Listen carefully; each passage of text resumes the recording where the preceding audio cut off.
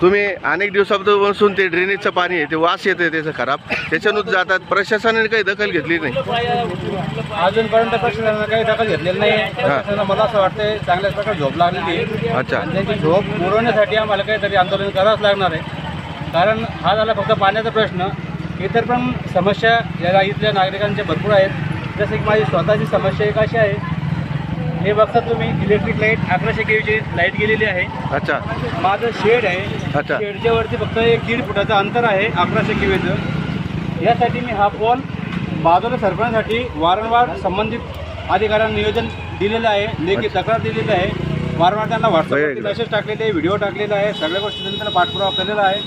तरीसुद्धा त्यांनी अजूनपर्यंत कोणत्याही प्रकारची दखल घेतलेली नाही, कोणत्याही प्रकारची कार्यवाही त्याच्यावर त्यांनी केलेली नाही आहे. तर आमचा हा सगळ्यात मोठा प्रश्न पाण्याचा आणि इथल्या सर्व सुविधांचा आहे, जे की इथल्या नागरिकांना मिळत नाही. जर या सुविधा इथल्या नागरिकांना काही दिवसात मिळाल्या नाही तर आम्ही सर्व जनता आंदोलन करून संबंधित अधिकाऱ्यांवरती मोर्चे काढणार. बरं, तुम्ही एवढ्या पावसामध्ये सावित्रीनगरमध्ये पाणी होतं त्यावेळेस अधिकाऱ्याला काही तक्रार वगैरे केलेली आहे? बऱ्याच वेळा मी निवेदन दिलेले आहेत, संबंधित अधिकाऱ्यांना निवेदन दिलेलं आहे, परंतु अद्यापर्यंत अजूनही त्याच्यावरती काही कोणत्याही प्रकारची कार्यवाही झालेली नाही.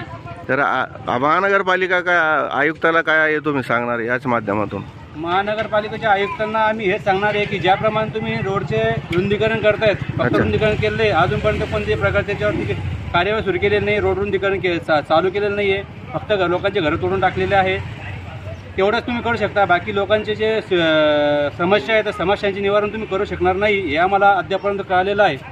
आणि त्यासाठीच आम्ही हा मोर्चा काढणार, तुमची झोप उडवण्यासाठी हा मोर्चा आम्ही काढणार आहे. आपलं नाव?